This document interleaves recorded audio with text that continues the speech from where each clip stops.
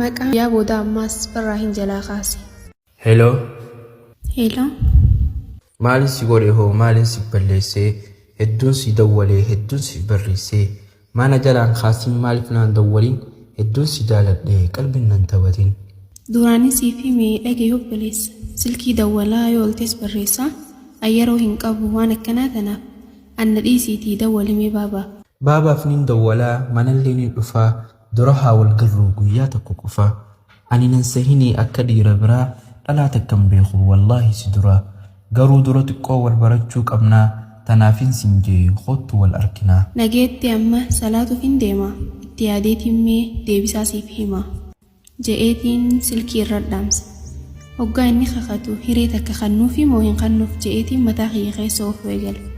inni ammaas hin dhiisne guyyaatti aanus naa dawwal. Itti yaadne ammaas sumaan eegu jiraa osumaan si yaaduu halkan dhufee dabraa hirriibni nan dhufu dadhabee qaatiraa daqiiqaa 5 toos bilis qol wal garraa. Hayyee wal agarraa daqiiqaa 5 qofa bakka nan siin jaa'u sanuwaatti dhufa je'eetiin silkii tiyyarra dhaamse daqiiqaa 5f guyyaatti aanu wal agarra.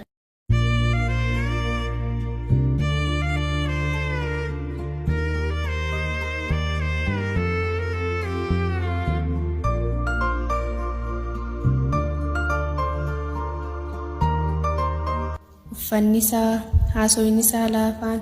bakka nama nagaa fakkaata hammeenyi iyyaalummaan takka fuula isaarraa mul'attu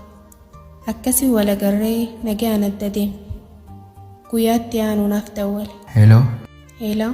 Maali naan dawwaltu yoon ani dawwallee hundaafuu si arguuf gammachuuf wallaalee hoggosumaan silaaman guddoo ergadhaa garuu humaan qabu xiqqoon dalagadhaa waan itti wal fuunu hangaan dalagadhuu akkanif na eeydu shakkii takkoon godhu. Naan je'e anis obseeni narratti obse kana laalee dhugaan na jaalate mucaan kun zabana ammaa namni akkanas si jaalatu hin jiruuniif hin jee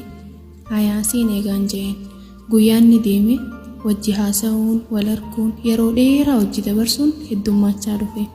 guyyaa dhumaa hattaa hanga kabajaa tiyyee dabarsee isaaf fannoo hundaan gahe hedduun jaaladheen isa malee akkaan jiraachuu hin dandeenye na dhagahame. Waan inni jiru hunda godhuun eegale garuu guyyaa takka akka akki kunnuun baasnee fi akka dafnee ol fuudhuu qabnuun hime inninis hayaa itti yaadaa je'ee na biraa kute san booda dawwaluufis na jalaa hin kaasu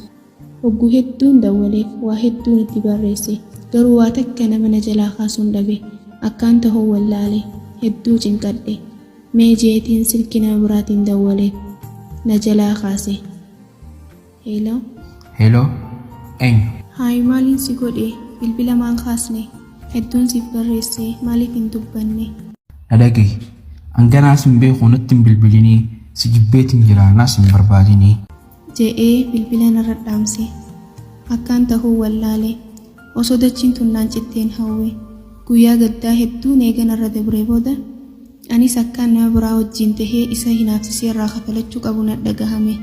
Huccuun duriin uffanne uffachuu nama hundaa wajjin qoflee taphachuun jalqabe haalli san hundi garuu deebi'ee anuma miidhe rakkoo adda addaa keessa na naqe akkaan naman amanne na godhe akkaan tala takka irraan fakkaanne hunda akkaan ta'u na godhe anis seenaa tana waniin isiniif qoodeef isinis akka kiyyaatti hin shawwadamneefi qasiin jaaladha siin jee hundi siin jaalatuu beeki.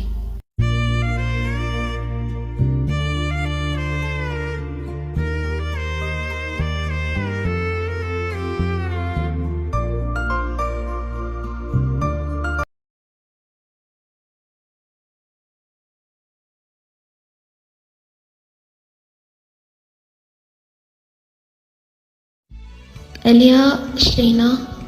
ani isiniif hin barreessaa xaliyaa seenaa tanaa akka irraa barattaniif anaaf abbaan mana kiyyaa amata jahaaf eega holqaa dhimannee booda hanga inni barnoota kolleejii isaa fixee dalagaa argatutti eege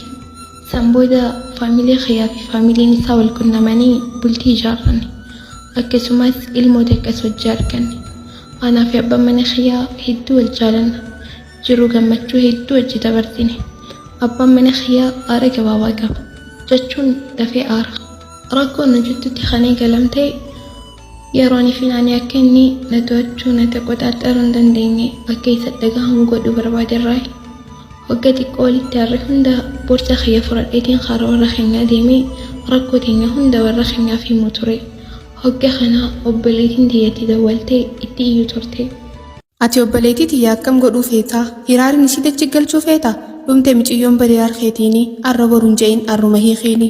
jecha kanaa kanaa fi kana fakkaatu hedduu jechuunii turte ani hoggaanni na to'achuu barbaade hunda na hiiqiyoo feeti je'itiin itti iyyuu ture dhugaa dubbachuudhaaf hiiqamuu san kan hin barbaaduun turre garuu ija isaa keessatti dhalaalaaftuu tahee mul'achuu hin barbaanne saniif na hiiqija'an guyyaa tokko akka malee itti lallabeetiin karaan taanee sadiibe innis yeroo duraatiif guyyaa san na dhahe hulaan itti cufe akkuma yeroo kaaniittiin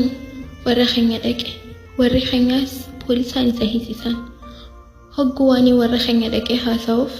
warri keenyaas akka malee na miidhu jiru sahan garuu dhugaa dubbachuuf anaatu miraan isa miidha ture warri isaa akkan hidhaarraa isa hiisisu na gaafatan anis wanni godhe kun akka sirriin taane waan na dhagahameef waan isaan naan ja'an godhee walitti araaramne abbaan mana kiyyaa hoggana aarsallee nama dhiifama na gaafatu ture